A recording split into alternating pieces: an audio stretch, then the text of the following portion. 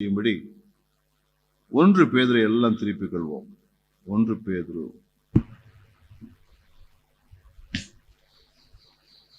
1 பேதுருல 1, 2 அதிகாரங்கள் அதை வாசித்து பார்க்கும்போது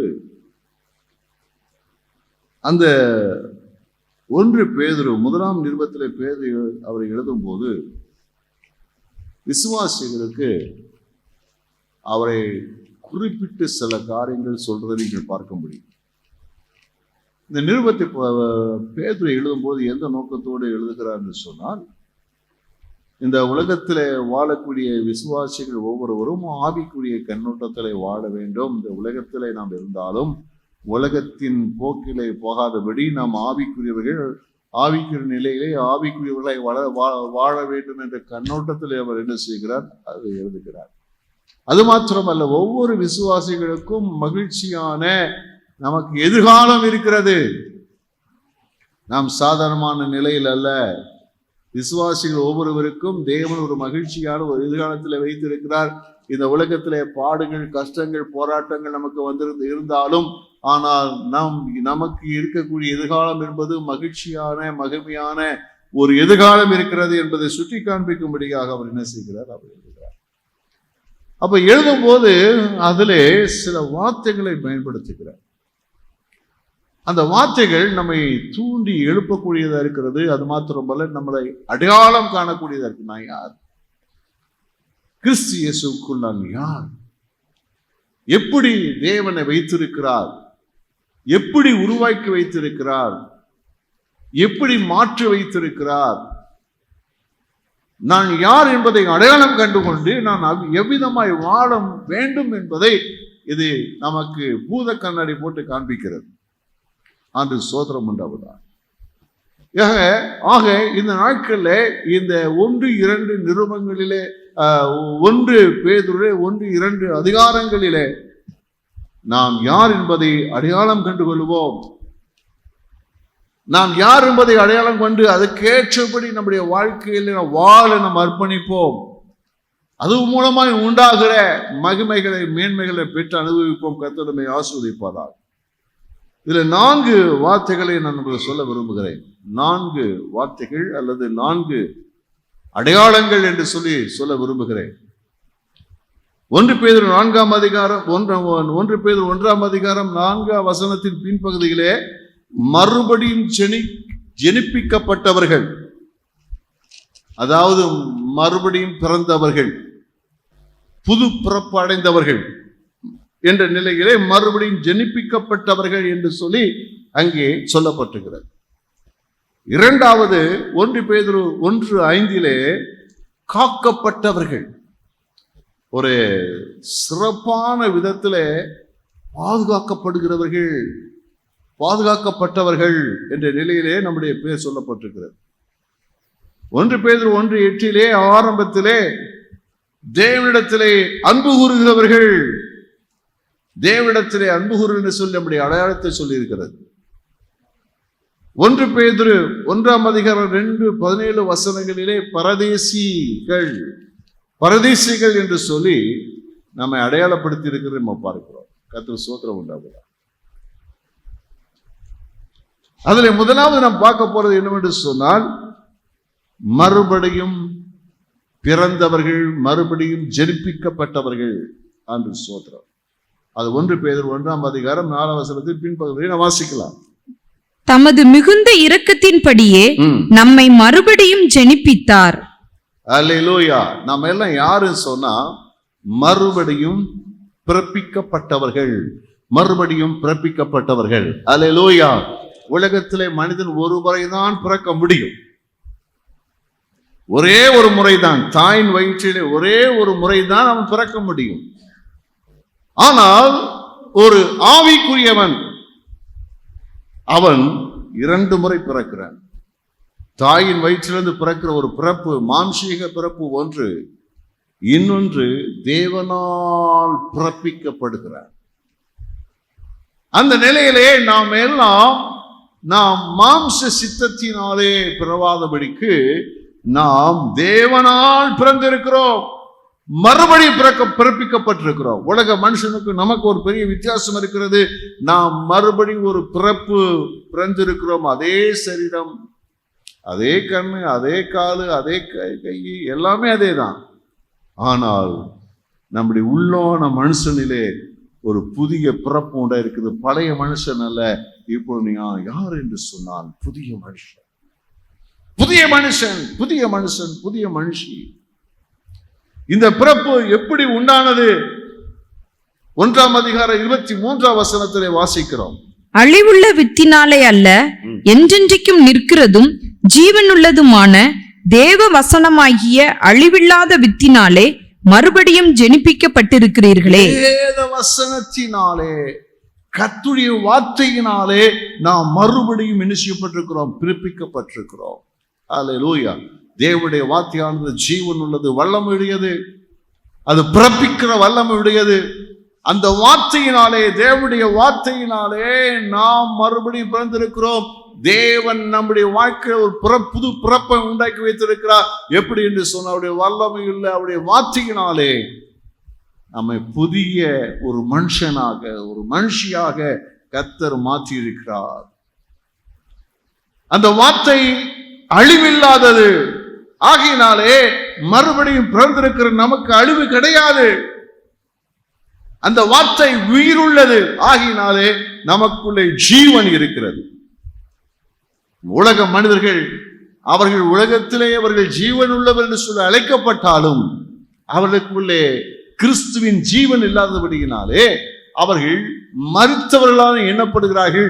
ஆனால் நாமோ அந்த கிறிஸ்துவின் ஜீவன் உள்ளவர்களாக, என்றென்றைக்கும் கிரியை செய்யக்கூடிய அந்த வல்லமுடையவர்களாக நாம் இந்த உலகத்தில் இருக்கிறோம். கர்த்தருக்கு ஸ்தோத்திரம் உண்டாவதா.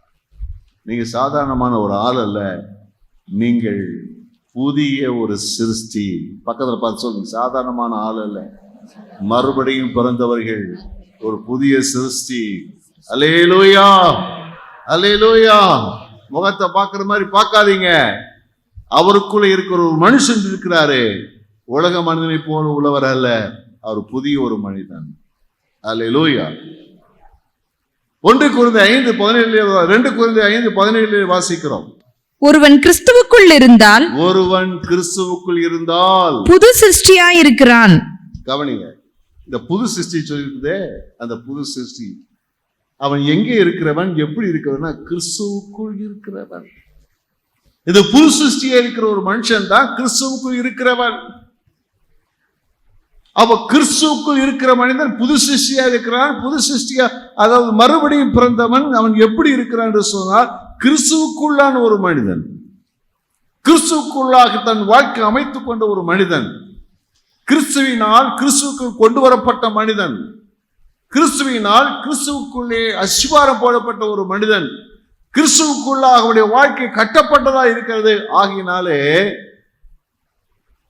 புது சிருஷ்டியா இருக்கிறான். உலக மனிதர்கள் பார்க்கும்போது அவங்க எப்படி பார்ப்பாங்கன்னா, புது மனுஷன், என்னடா வித்தியாசமான மனுஷன், இந்த அக்கா என்ன வித்தியாசமா இருக்கிறாங்க, அவருடைய பேச்சு வித்தியாசமா இருக்குது, சிந்தனை வித்தியாசமா இருக்குது, செயல்பாடுகள் வித்தியாசமா இருக்குது, எல்லாம் வித்தியாசமா இருக்கிறது. பலரைகள் எல்லாம் ஒளிந்து போகின, எல்லாம் புதிதாகின. என்னதெல்லாம் பழசெல்லாம்? பழசெல்லாம் என்னது? பழையதெல்லாம் என்னது? பழையதெல்லாம் என்னது? மாம்ச வைராக்கியம், மாம்ச இச்சைகள், மாம்ச ரீதியான எல்லா காரியங்களும் என்ன செய்தது? ஒழிந்து போனது. கிரேக்கன் என்றும் இல்லை, யூதன் என்றும் இல்லை. அதே போல நமக்குள்ளே ஒரு புதிய மனுஷன் எப்படி இருப்பான்னு சொன்னா, எப்படி இருப்பாரு? அவருக்குள்ளே ஜாதி வேறுபாடு இருக்காது. நான் யாரு? நான் கிறிஸ்துக்குள்ளான ஒரு மனிதன், நான் தேவனுடைய பிள்ளை என்ற நிலையை தவிர அவனுடைய பார்வை வேற எங்கேயும் போகவே போகாது. அவர் ஜாதி பார்த்து பழக மாட்டார், ஜாதி பார்த்து செயல்பட மாட்டார். அவர் எல்லாரையும் ஒரே மாதிரி என்ன செய்வார்? எண்ணுவார், ஒரே மாதிரி என்ன செய்ய செயல்படுவார். கர்த்தருக்கு ஸ்தோத்திரம் உண்டாவதால். அவருடைய வாழ்க்கையில பார்த்தீங்க சொன்னா, உலக மனிதனுடைய நாட்டமும் தேடுதலும் வித்தியாசமா இருக்கும். ஆனா இந்த புதிய மனுஷனுக்கா பாத்தீங்களா, மறுபடியும் பிறந்தவர், அவருடைய நாட்டம், அவருடைய தேடல் வித்தியாசமா இருக்கும். உலக மனிதர்கள் எதை தேடுகிறார்கள்? உலகத்தில் தன் சரத்தை அவர்கள் சீராட்டுவதற்கு, பாராட்டுவதற்கு, உடல் சுகத்திற்காக அல்லது உடலின் மேன்மைக்காக எல்லாம் செய்கிறார்கள். ஏன் பணம் சம்பாதிக்கிறாங்க? வசதியான வீடு. ஏன் பணம் சம்பாதிக்க? வசதியான பெட்டு, வசதியான வாகனம், எல்லாம் வசதி வசதி வசதி வசதி வசதி. ஆனால் ஒரு ஆவிக்குரிய ஒரு மனுஷன் சொல்றமே, புதிய மனிதன், அவனுடைய நாட்டம் எதில் இருக்கிறது? வாசிப்போம். கொலோசியர் 3:1-2 நீங்கள் கிறிஸ்துவுடன் கூட எழுந்ததுண்டானால் கிறிஸ்து தேவனுடைய வலது பாரசத்தில் வீற்றிருக்கும் இடத்தில் உள்ள மேலானவைகளை தேடுங்கள். மேலானவைகளை தேடுங்கள், பூமியில் உள்ளவைகளை அல்ல, மேலானவைகளையே நாடுங்கள். தேடுங்கள், நாடுங்கள். எதைத்தான் நாடுவாங்களாம்? கீழானவைகளை அல்ல, மேலானவைகளை நாடுவார்களாம். அவருடைய நாட்டம், தேடுதல் எல்லாம் எது இருக்கு சொல்ல? மேலானவைகளை தேடுவார்கள். மேலானவைகள். அது எப்படிப்பட்ட மேலானவைகள்? கிறிஸ்து தேவனுடைய வலது பாரசத்தில் வீற்றிருக்கிற இடத்தில் உள்ள, பரலோகத்தில் உள்ள, தேவனுடைய வாசஸ்தலத்தில் இருக்கக்கூடிய மேலானவைகளை நாடுவார்கள். அப்படி சிந்தப்புறம் எங்கதான் இருக்கும்? அதிலே சிந்த இருக்கும். பரலோகம், தேவன், தேவனை பிரியப்படுத்துவது எப்படி, தேவனுக்கு பிரியமாக வாழ்வது எப்படி, தேவ சித்தம் என்ன, தேவனுடைய காரியம் என்ன, அதிலே அவருடைய சிந்தனைகளும் அவருடைய நாட்டங்களும் பரலோக நாட்டம் உடையவர்களாகவே அவர்கள் இருப்பார்கள். அல்லேலூயா, கர்த்தருக்கு ஸ்தோத்திரம் உண்டாவதாக. ஏன் உலகம் ஞாயிற்றுக்கிழமை ஆயிட்டா ஜனங்கள் எல்லாம் சர்ச்சுக்கு இந்த ஓட்டம் ஓடுறாங்க? புரிய மாட்டேங்குது. ஏன் விசுவாசிகள், கிறிஸ்தவர்கள் நாள் ஓடுகிறார்கள் சொன்னா அவங்க நாட்டம் வேறே.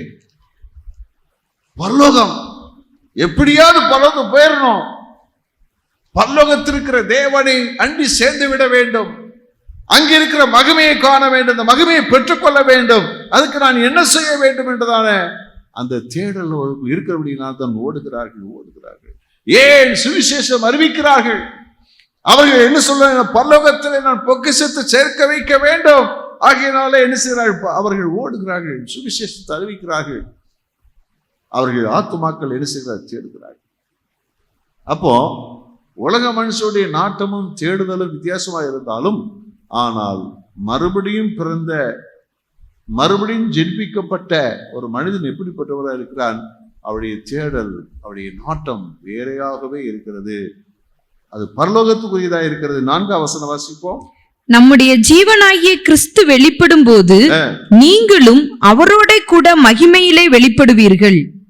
அப்போ என்ன சொன்னா, அவர் ஏன் அந்த பரலோகத்துக்குரியதான வாஞ்சை, பரலோகத்துக்குரிய நாட்டம் இருக்கிறது சொன்னா, இயேசு கிறிஸ்து, நம்முடைய ஜீவனாகிய கிறிஸ்து வரும்போது அவரோடு கூட மகிமையிலே வெளிப்படுவோமே. நான் இந்த சரீரத்திலே வாசமாய் இருக்கிறேன், நான் ஒரு நாள் இந்த சரீரம் மருவமாகுமே, அந்த மருவமாகுவதற்கு நான் தகுதி உள்ளவனாய் இருக்க வேண்டுமே, மருவமாகி நான் இயேசுவோடு நித்திய காலமாய் இருக்க வேண்டுமே. அதுதான் அவருடைய வாஞ்சை. 9-10 ஒருவருக்கொருவர் பொய் சொல்லாதிருங்கள். அவர் எதை செய்ய மாட்டாங்க? எதெல்லாம் செய்ய மாட்டாங்களோ செய்ய மாட்டாங்க. எதை செய்யணுமோ அதை செய்வாங்க, எதை செய்ய மாட்டாங்களோ அதை செய்ய மாட்டாங்க. என்ன செய்ய மாட்டாங்க? ஒருவர் வாசிங்க. ஒருவருக்கொருவர் பொய் சொல்லாதிருங்கள். என்ன செய்ய மாட்டாங்க? பொய் சொல்ல மாட்டாங்க. பக்கத்துல சொல்லுங்க, இவங்க ஒரு நாள் பொய்யே சொல்ல மாட்டாங்க. யாரு? மறுபடியும் ஜெனிப்பிக்கப்பட்டவர்கள். அல்லேலூயா. உங்க அடையாளம் என்னது? மறுபடியும். அல்லேலூயா. அப்ப நீங்க பொய் சொல்லக்கூடிய சூழலை வந்தா சொல்லணும். என்ன சொல்லணும்? நான் பொய் சொல்லக்கூடிய ஆள் அல்ல, உள்ளதை உள்ளதென்றும் இல்லதை இல்லதென்று சொல்லணும். ஆமீன் சொல்லுவோமா?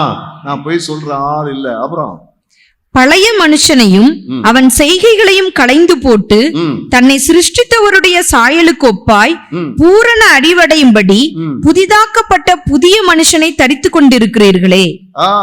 அவர் என்ன சொல்வார்னா, எப்பொழுதும் அந்த தேவனை குறித்த அறிவை உடையவராக இருக்கிறத பிரயாசப்படுவாரே ஒழிய, அவரு இந்த மாதிரி உலக மனுஷன் பண்ணு பொய் சொல்ல, கெட்ட வார்த்தை பேச, சண்டை போட, கோவப்பட, எரிச்சல் அடைய, மாம்சத்தின் கிரியைகளில் என்ன செய்ய மாட்டாரு, அவர் கவனம் செலுத்த மாட்டார்.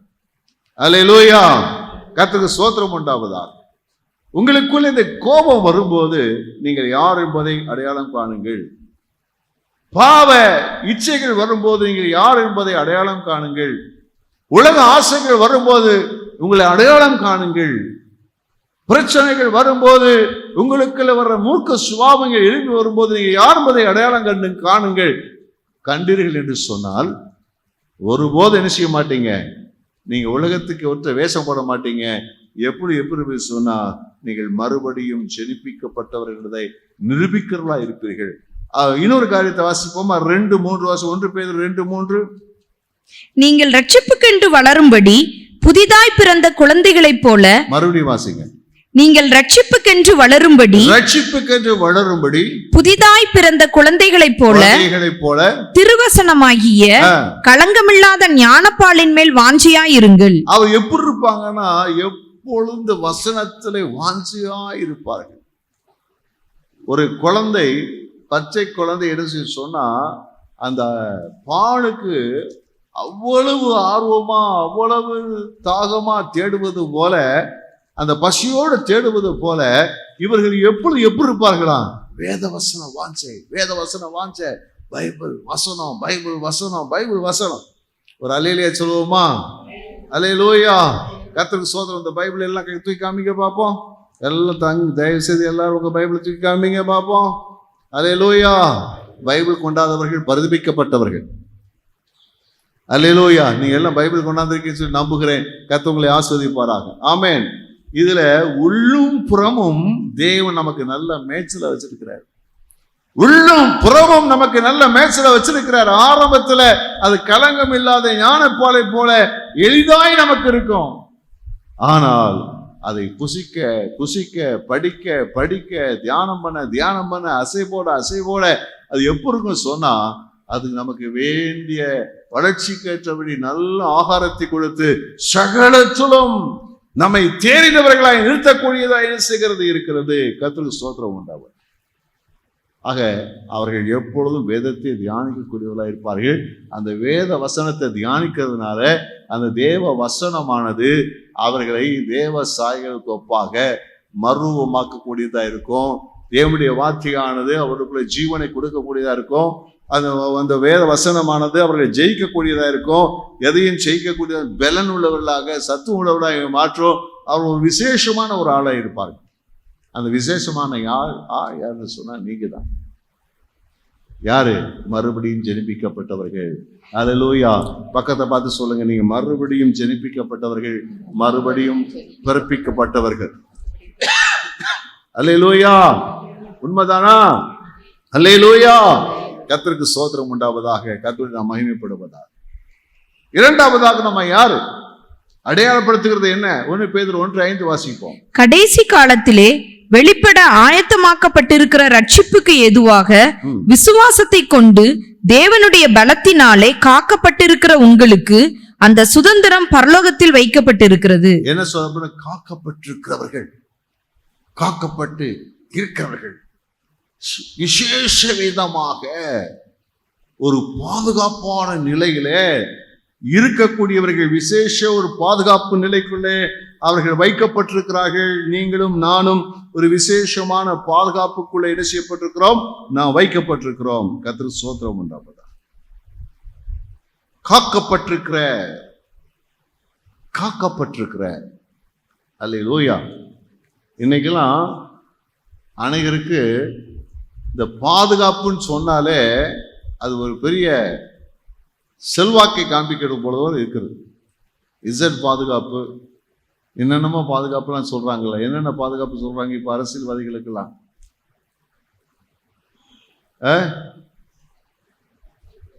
நீங்க சொல்ல எனக்கு கேட்க மாட்டீங்க. விசேஷ பாதுகாப்பு என்ன செய்கிறது? இருக்கிறது. அப்போ நமக்கு இருக்கக்கூடிய பாதுகாப்பு விசேஷமானது. நாம் காக்கப்பட்டவர்கள். இந்த உலகத்திலே நீங்களும் நானும் எப்படிப்பட்டவர்கள் என்று சொன்னால் காக்கப்பட்டவர்கள், காக்கப்பட்டு கொண்டே இருக்கிறவர்கள். நமக்கு ஒரு ஸ்பெஷல் பாதுகாப்பு இருக்கிறது. தெரியுமா உங்களுக்கு? உங்களுக்கு என்ன இருக்குது? ஸ்பெஷல் பாதுகாப்பு. ஏன்னா அதை நான் பின்னாடி சொல்றேன். உங்களுக்கு இருக்கு, நமக்கு இருக்கக்கூடிய பாதுகாப்பு இருக்குதே, அது எப்படிப்பட்ட பாதுகாப்பு? மனித பாதுகாப்பு அல்ல, அதுக்கு மேலான இந்த உலக மனிதனுக்கு இருக்கக்கூடிய பாதுகாப்பு எப்படிப்பட்டது என்று சொன்னால், பாதுகாப்பு கலைகளை கற்றுக்கொண்டு எந்த நிலையிலும் ஒரு மனிதனை பாதுகாக்கக்கூடிய நிலைகளை பயிற்சியை பெற்றுக்கொண்ட மனிதர்களை கொண்டு, பலசாலிகளை கொண்டு இந்த உலகத்தில் மனிதனுக்கு பாதுகாப்பு கொடுக்கப்படுகிறது. ஆனால் நமக்கு இருக்கிற அந்த பாதுகாப்போ இங்கே சொல்லிருக்கிறது, தேவனுடைய பலத்தினாலே காக்கப்பட்டிருக்கிற உங்களுக்கு. நமக்கு இருக்கிற பாதுகாப்பு சொல்ல, தேவ பலத்தினால் நாம் பாதுகாக்கப்படுகிறோம். கரங்களை தட்டி கர்த்தரை மகிமைப்படுத்துவோமா? ஹல்லேலூயா. கர்த்தருக்கு ஸ்தோத்திரம் உண்டாகட்டும். நமக்கு கொடுக்கப்படுகிற பாதுகாப்பு தேவனுடைய பலன், மனுஷ பலன் அல்ல, தேவ பலன். உங்களுக்கும் எனக்கும் கொடுக்கப்பட்டிருக்கிற பலன் இருக்கிறது, அது தேவனுடைய பலன். கர்த்தருக்கு ஸ்தோத்திரம் உண்டாகட்டும். அந்த சொல்றாரு, உன்னை தொடுகிறவன் என் கண்ணின் மணியை தொடுகிறார். எவ்வளவு ஸ்பெஷலான ஆள் நீங்க பாருங்க. பக்கத்துல சொல்லுங்க, நீங்க எவ்வளவு ஸ்பெஷல் தெரியுமா? ஹல்லேலூயா. உங்களை தொட்டா இயேசுநாதர் கண்ணை தொட்டது மாதிரியா, நம்ம தொட்டா அவளுக்கு கண்ணை தொட்டது மாதிரியா. அவ்வளவு பாதுகாப்பு தேவன் இருக்கிறார். அவருடைய பலத்தினாலே, அவருடைய வல்லமையின்படியே, அவருடைய பலத்தின்படியே தேவன் நம்மை காக்க. அவருடைய பலனை சொல்ல முடியாது. அவ்வளவு பெரிய வல்லமுடையவர். அவருடைய பலத்தினாலே அவர் என்ன செய்திருக்கிறார்? அப்போ இந்த பலனை தேவன் நமக்கு தருகிறார்.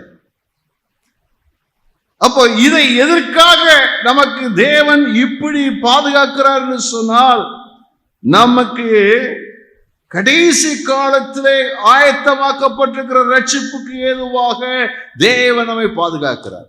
கடைசி காலத்தில் இருக்கக்கூடிய ரட்சிப்புக்கு ஏதுவாக தேவன் நம்மை பாதுகாக்கிறார். அப்படியானால் நாம் ஒரு முறை ரட்சிக்கப்பட்டோம். உலகத்தின் பாவத்திலிருந்து, அதனுடைய தண்டனையிலிருந்து இயேசு கிறிஸ்து ரத்தத்தினாலே நாம் கழுவப்பட்டு, நாம் விடுதலையாக்கப்பட்டு, தண்டனைக்குரியவர்கள் அல்ல, நித்திய ஜீவனுக்குரியவர்கள் என்ற நிலையிலே நாம் என்ன செய்யப்பட்டிருக்கிறோம்? நாம் ரட்சிக்கப்பட்டிருக்கிறோம். அல்லேலூயா. ரட்சிக்கப்பட்டவங்களை சத்தம் அல்லேலே சொல்லுங்க. ரட்சிப்பை காட்டிலும் மேலான ஒரு ஆசீர்வாதம் நமக்கு கிடையாது. ஆனா இன்னொரு ரட்சிப்பு இருக்கிறது. அது இயேசு கிறிஸ்து வருகை நாளிலே யார் எடுத்துக்கொள்ளப்படுகிறார்களோ, அல்லது யார், அது அப்படியே தான் சொல்லணும், இயேசு கிறிஸ்து வருகை நாட்களில் யார் எடுத்துக்கொள்ளப்படுகிறார்களோ அதுதான் நித்திய ரட்சிப்பு. அல்லேலூயா. கர்த்தருக்கு ஸ்தோத்திரம் உண்டாவதாக. முடிவு பரியந்தம் நிலைத்திருக்கிறவன் ரட்சிக்கப்படுவான். அப்ப இயேசுநாதருடைய வருகையில நாம் எல்லாரும் எடுத்துக்கொள்ளப்படும் வரைக்கும் தேவன் நமக்குரிய பாதுகாப்பை தேவன் நமக்கு வச்சிருக்கிறாரு. கரங்களை தட்டி கர்த்தரை எல்லாம் மகிமைப்படுத்துவோமா? இந்த பாதுகாப்பு சும்மா இல்ல, நேற்று இன்னைக்கு அல்ல, சில காலங்கள் அல்ல, அவருடைய வருகை கால வரைக்கும், நாம் எடுத்துக்கொள்ளும் கால வரைக்கும் தேவன் செய்கிறாரா. அந்த கடைசி கால ரட்சிப்புக்கு ஏதுவாக தேவன் நம்மை இணைச்சுகிறாராம். அவரை நம்மை காக்கிறவராய் இருக்கிறார். அல்லேலூயா, அல்லேலூயா. கர்த்தருக்கு ஸ்தோத்திரம் உண்டாகுது. அப்ப எதுக்காக அவர் காத்துட்டு இருக்கிறாரு? எதுக்கு நம்ம பாதுகாக்கிறாரு? எதுக்காக தேவன் நம்மளுக்கு பாதுகாக்கிறாரு? அந்த வசனத்தை கடைசி சொல்லிட்டு பாருங்க. 1:5 உங்களுக்கு தேவனுடைய பலத்தினாலே காக்கப்பட்டிருக்கிற உங்களுக்கு அந்த சுதந்திரம் பரலோகத்தில் வைக்கப்பட்டிருக்கிறது. அல்லேலூயா சொல்லுவோமா? எதுக்காக? நமக்குரிய சுதந்திரத்தை, ஆசீர்வாதத்தை, சொத்தை நமக்கு தேவன் கொடுக்கிற வரைக்கும் நம்ம கர்த்தர் பாதுகாத்துக்கிட்டே இருப்பாராம். அல்லேலூயா. நமக்கு நிறைய சுதந்திரம் இருக்குது. எங்க இருக்குது? பரலோகத்திலே சுதந்திரம் இருக்கிறது. அந்த பரலோகத்திலே கொண்டு போய் நம்ம சேர்த்து நமக்கு வைத்திருக்கிற சுதந்திரத்தை கொடுக்கிற வரைக்கும் தேவன் நம்மை காத்து கொண்டே இருக்கிறார். அதுக்காகத்தான் இந்த இப்படிப்பட்ட ஒரு பாதுகாப்பு என்று சொல்லி நம்ம சொல்லுகிறோம். அப்போ இந்த உலகத்துல சாதாரண ஆள் இல்லைங்க, உங்களுக்கு சாதாரணமான ஆள் கிடையாது. அல்லேலூயா. உங்களுக்கு எங்கெங்க சொத்து இருக்குன்னு கேட்டா நீங்க சொல்லுவீங்க, எங்க இருக்குது? ஊருக்கு வெளியே எங்கேயாச்சும் சொத்து வாங்கி போட்டு 1 சென்ட் 2 சென்ட் 5 சென்ட் வாங்கி போட்டிருப்போம். ஏன்னா நமக்குரிய பண வசதி அப்படித்தான். சிட்டிக்குள்ள போய் நம்ம சொத்து வாங்குற சாதாரண காரியம். இப்பெல்லாம் கோடிக்கணக்கான ரூபாய் தேவை, ஆனாலும் சில சொத்து வாங்கி விடுகிறார்கள் இல்லையா? சிலருக்கு எங்க சொத்து வச்சிருக்கிறாங்கன்னா சிங்கப்பூரை சொத்து வச்சிருக்கிறாங்க. அங்க பயங்கர காசு, எப்படி வாங்க முடியும் தெரியல, ஆனா வாங்கிடுறாங்க. சிலர் அமெரிக்கால சொத்து வச்சிருக்கிறாங்க, உலகம் பூரா சொத்து வச்சிருக்கிறாங்க. ஏன்னா அவங்களுக்கு அவ்வளவு பெரிய வசதி இருக்குது. ஆனா எவனுக்கும் பரலோகத்துல சொத்து கிடையாது. அல்லேலூயா. ஆனா தேவ பிள்ளைகளா இருக்கிற நமக்கோ பரலோகத்துல சொத்து இருக்கு, சுதந்திரம் இருக்குது, எல்லாமே இருக்கிறது. நல்ல கரங்களை தட்டி கர்த்தரை மகிமைப்படுத்துவோமா? அல்லேலூயா, அல்லேலூயா. கர்த்தருக்கு ஸ்தோத்திரம் உண்டாகுதா? அப்போ இப்படியெல்லாம் தேவன் நம்ம வச்சிருந்தா நம்ம எப்படி இருக்கணும்னு சொல்லுங்க பாப்போம். இப்படியெல்லாம் கர்த்தர் நம்ம ரட்சித்து நம்ம காப்பாற்றி அந்த நாள் வரைக்கும் நம்மோடு கூட இருந்து அந்த நாளிலே நம்மை சேர்த்து கொண்டு பரலோகத்துக்கு கொண்டு போய் நம்ம சேர்க்கிற வரைக்கும் தேவன் இப்படிப்பட்டவராக இருக்கிறாரு. அப்போ நம்ம எப்படி இருக்கணும்? எங்க எப்படிங்க இருக்கணும்? எப்படி இருக்கணும்? உங்களை போல எப்படி சோகமா உட்காந்துருக்கணுமா? எப்படி சோகமா இருக்கணுமா? கவலையா இருக்கணுமா? எப்படி இருக்கணும்? சந்தோஷமா இருக்கணும். வாசிங்க, பைபிள்ல சொல்றது பாருங்க. அந்த 8ஆம் வசனத்துக்கு பின்பகுதியில் இருந்து வாசிங்க. சொல்லி முடியாததும் மகிமையால் நிறைந்ததுமாய் இருக்கிற சந்தோஷம் உள்ளவர்களாய் களி கூர்ந்து. நீங்க எப்படி இருக்கணும் தெரியுமா? இப்படிப்பட்ட மேன்மையை மகிமையை தேவன் வைத்திருக்கும் போது நீங்க எப்படி இருக்கணுமா? நீங்கள் சந்தோஷம் உள்ளவர்களாய் களி கூற வேண்டும். எல்லாம் நல்ல கரங்களை தட்டி கர்த்தரை நல்ல மகிமைப்படுத்தும். அல்லேலூயா. சந்தோஷமா இருங்க, களி கூறுங்க. ஹல்லேலூயா. தேவன் ரட்சித்திருக்கிறார். தேவன் என்னை அந்த நித்திய ரட்சிப்புக்கு ஏதுவாக என்னை காத்து கொண்டிருக்கிறார். பாவத்தில் இல்லாதபடி, வலிவில்லாதபடி, சத்துரு தொடாதபடி, தீமை வராதபடி என்னை தேவன் பாதுகாத்துக் கொண்டிருக்கிறார். இயேசு கிறிஸ்துவின் வருகை நாளிலே அந்த நித்திய ரட்சிப்பாய் ஆத்தும ரட்சிப்பை நான் பெற்றுக்கொண்ட போது ஆண்டவர் எனக்கு பரலோகத்தில் எனக்கு என்று வைத்திருக்கிற சுதந்திரத்தை எனக்கு தருவார். நித்திய சுதந்திரத்தை நான் சந்தோஷமாய் அனுபவிப்பேன்.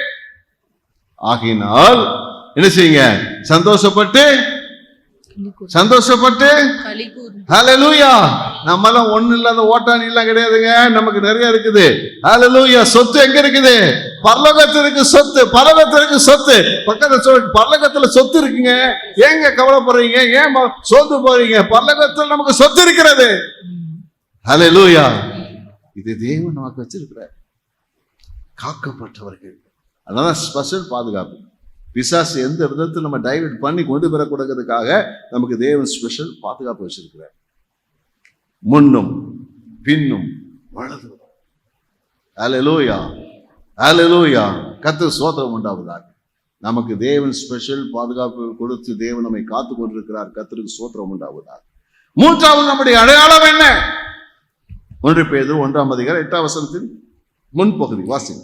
அவரை நீங்கள் காணாமல் இருந்தும் அவரிடத்தில் அன்பு கூறுகிறீர்கள். நீங்க யாராம்? தேவனிடத்திலே அன்பு கூறுகிறவர்கள். உலக மனுஷர்கள் உலகத்தில் அன்பு கூறுகிறவர்கள். ஆனால் நீங்களும் நானும் ஒரு அடையாளம் என்னன்னு சொன்னா தேவனிடத்தில் அன்பு கூறுகிறவர்கள். அல்லேலூயா. கர்த்தருக்கு ஸ்தோத்திரம் உண்டாவதாக. ஒரு தேவ மனுஷன் கடந்த 80களிலே பிரபலியமாக இருந்தார். 80லேருந்து 90 வரைக்கும், 1980லேருந்து 90 வரைக்கும் பிரபலியமாக இருந்தார்.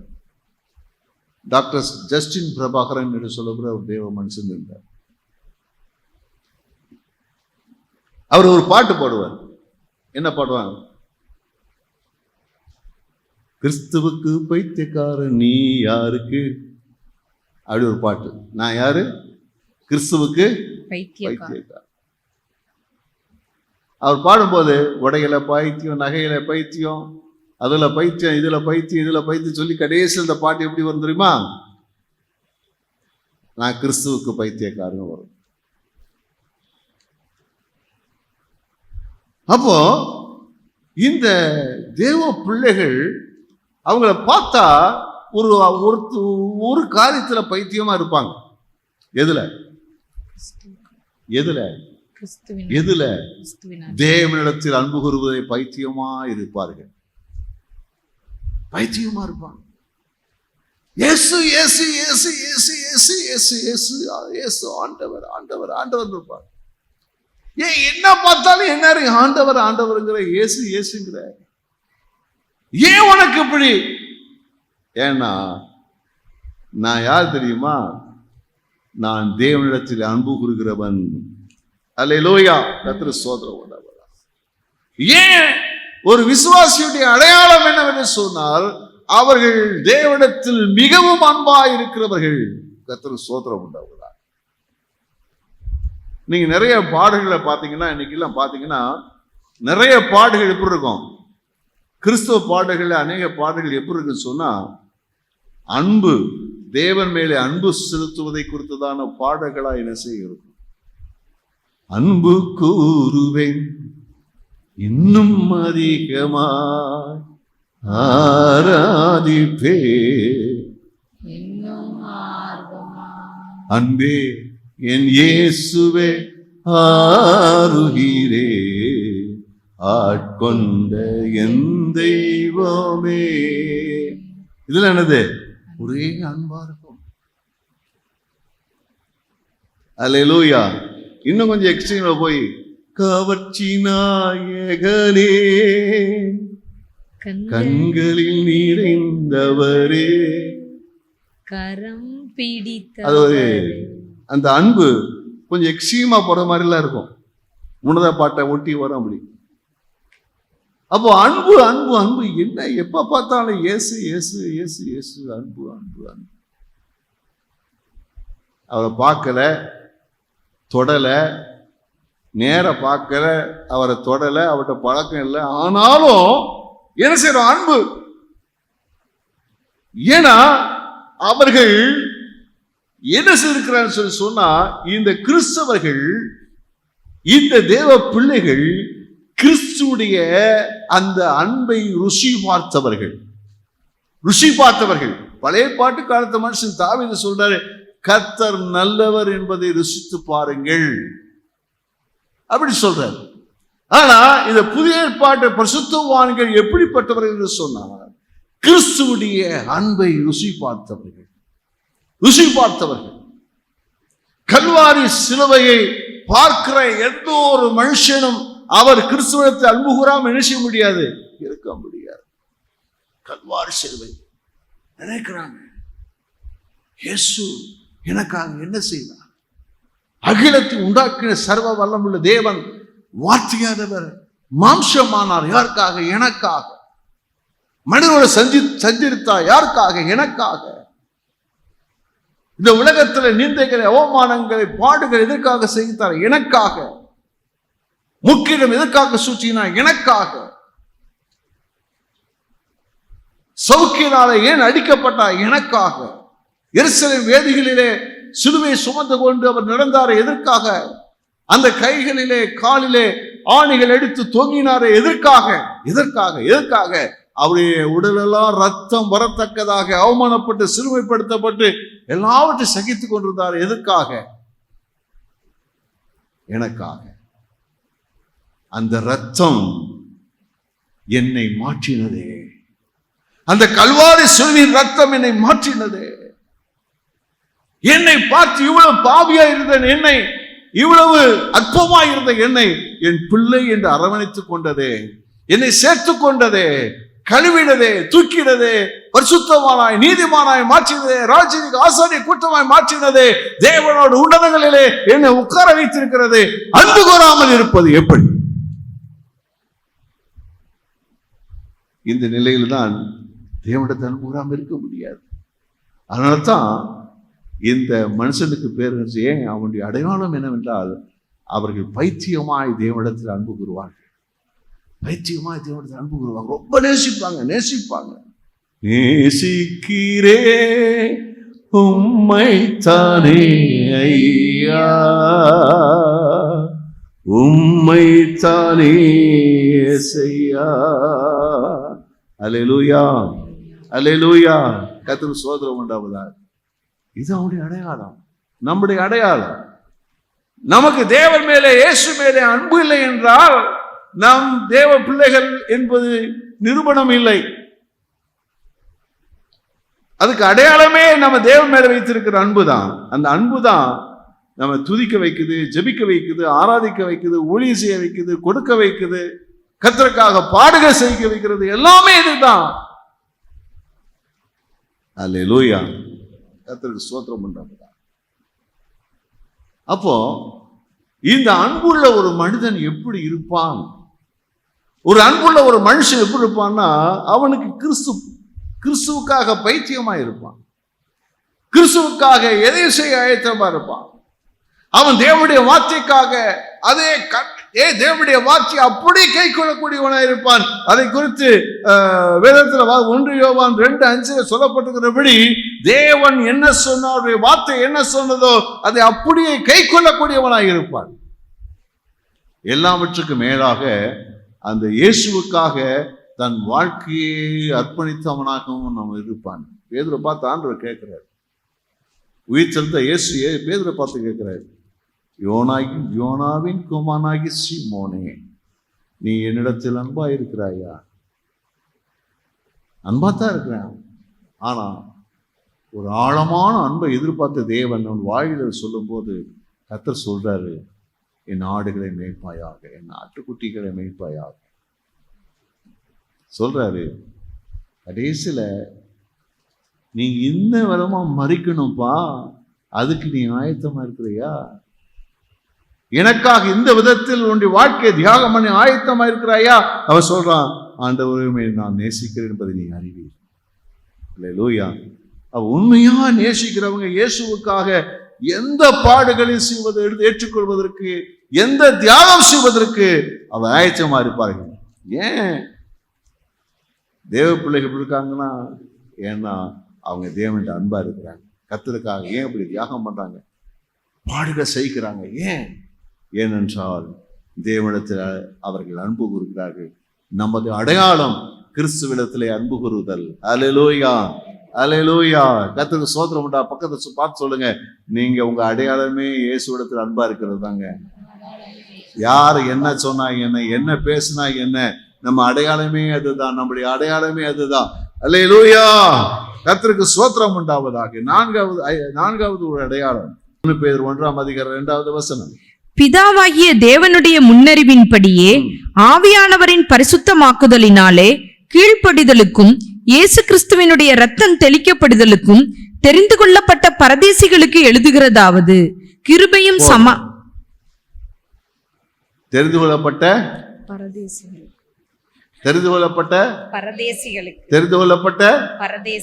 என்ன பேரா? பரதேசி. அந்த காலத்துல திட்டுவாங்க பெரியவங்க எல்லாம், ஏய் பரதேசி பயலுவாங்க.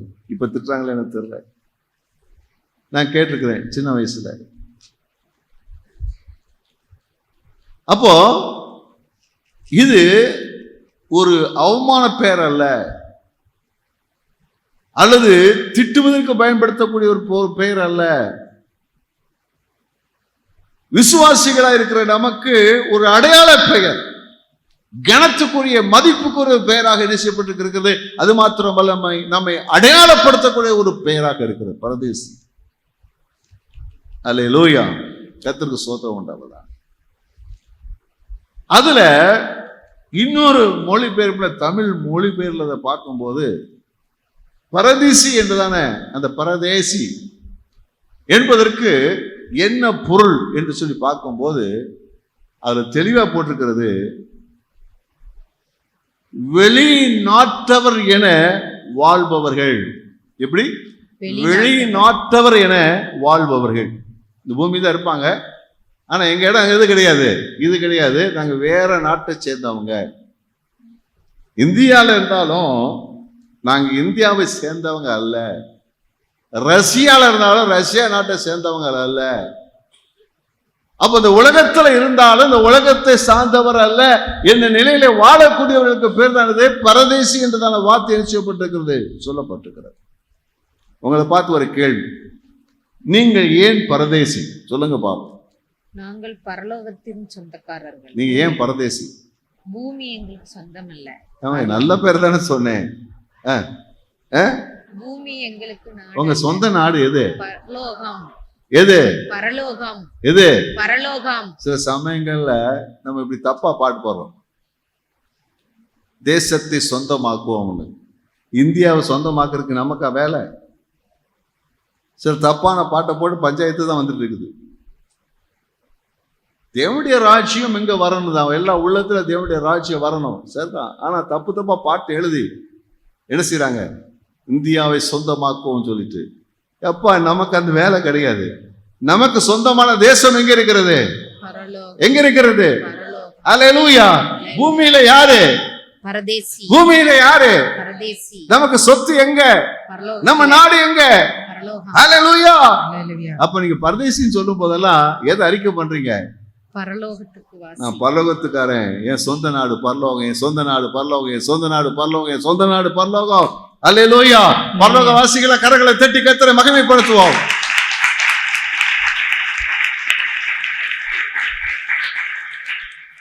அப்போ நம்ம பரலோகவாசிகள் கொஞ்ச காலம் இந்த பூமியிலே வாழுகிறோம்.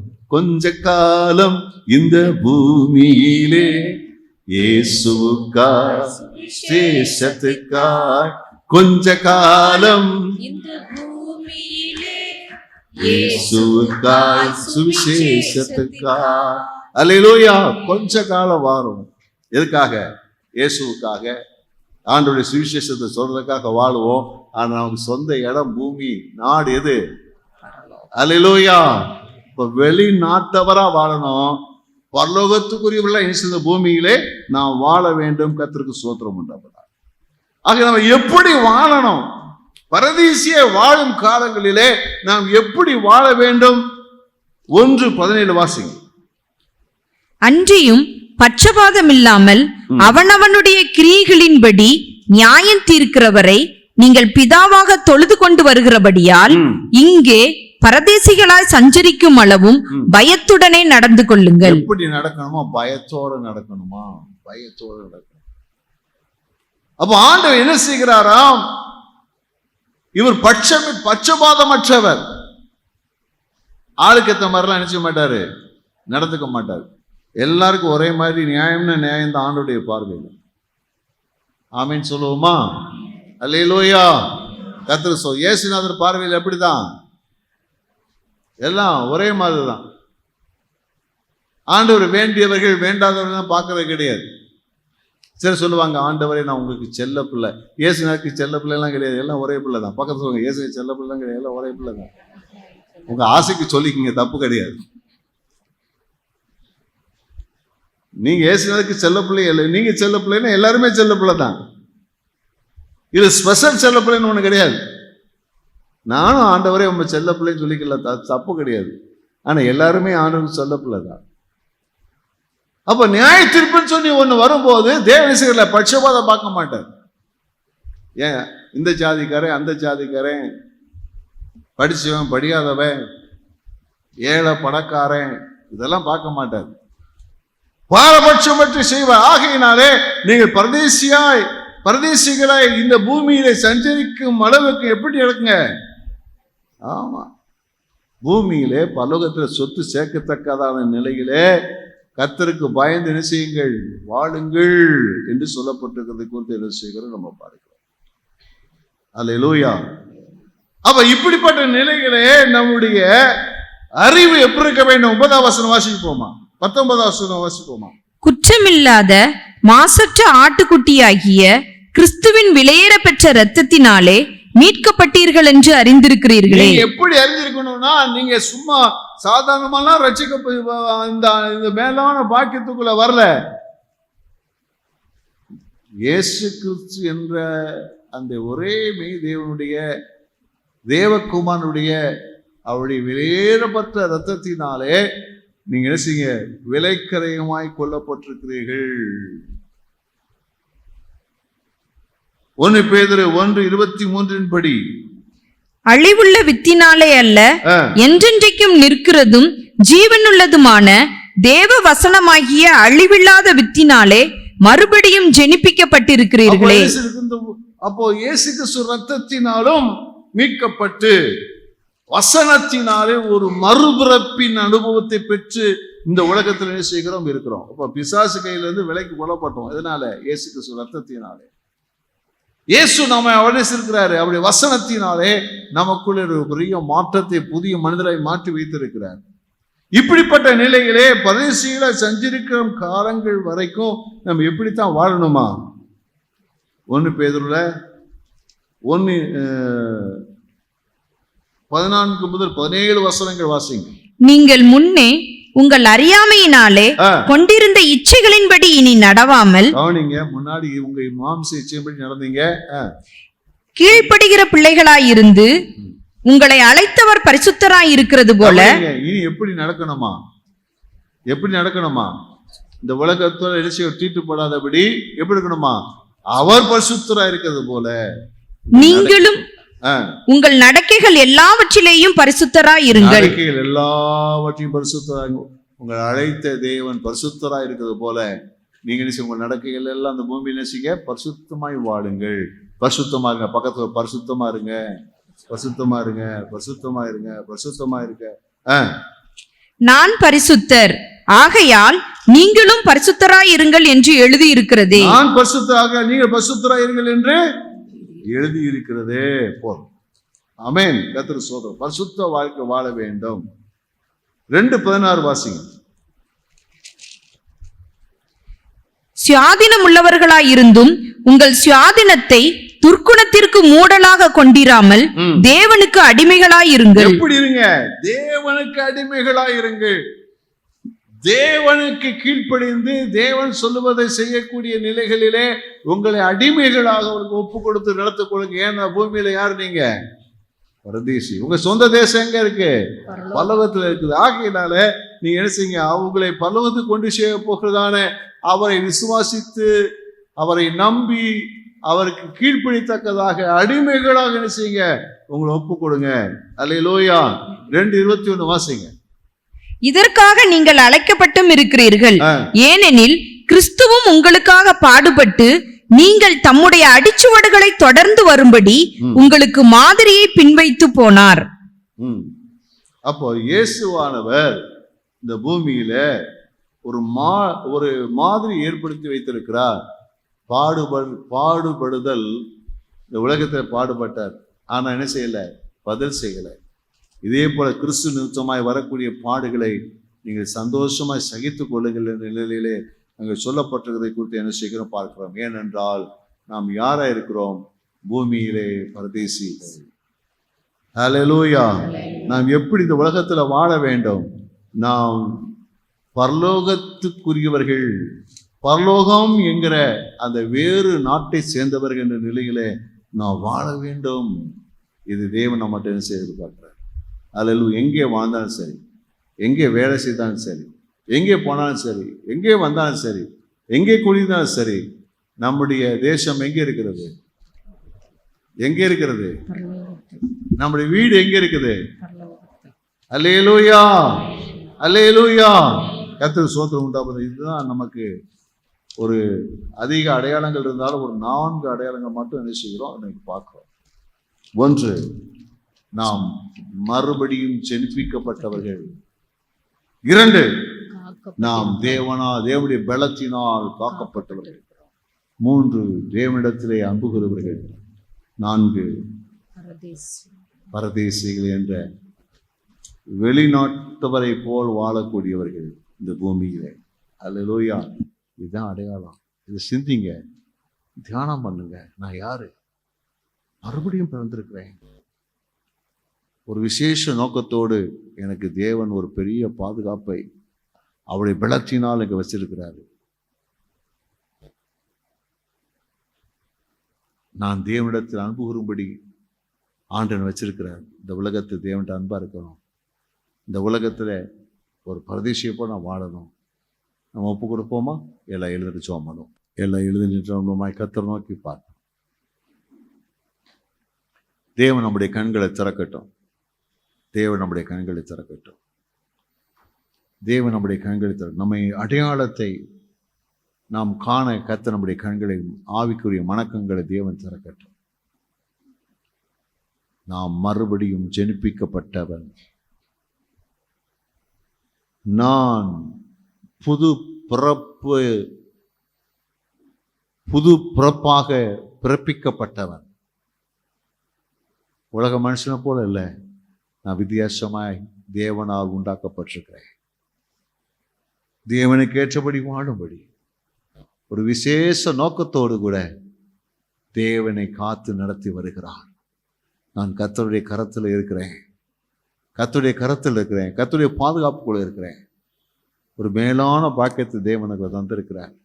மகிமையான ஒரு எதிர்காலத்தை வச்சு அதுக்கு ஏதுவா நான் ரட்சித்து என்னை பாதுகாத்து நடத்தி அதுக்கு ஏதுவா என்னை நடத்தி கொண்டு போகிறார். என்னுடைய அடையாளம் என்ன? நான் தேவனிடத்தில் அன்பு கூறுகிறவர். இப்படிப்பட்ட தேவனிடத்தில் அன்பு கூறாமல் என்ன இருக்க முடியாது. இன்னும் அதிகமாக அன்பு கூறுவேன். இன்னும் அதிகமாக அன்பு கூறுவேன். ஹல்லேலூயா. கர்த்தருடைய வசனத்தை கைக்கொள்வேன். கர்த்தருக்காக எந்த தியாகத்தையும் ஏற்றுக்கொள்வேன். கர்த்தரிடம் எதிர்பார்க்கிற எதையும் அவருக்காக கண்ணை மூடிட்டு நான் செய்வேன். ஏன்னா நான் தேவனிடத்தில் அன்பு கூறுகிறவன். இந்த உலகத்தில் நான் பரதேசி. இந்த உலகத்தில் நான் பரதேசி. ஹல்லேலூயா. ஆண்டவரே உமக்கு ஸ்தோத்திரம். நான் வெளிநாட்டவரை போல நான் அந்த உலகத்தில் வாழ வேண்டும். நான் பரலோகவாசி அல்லவா?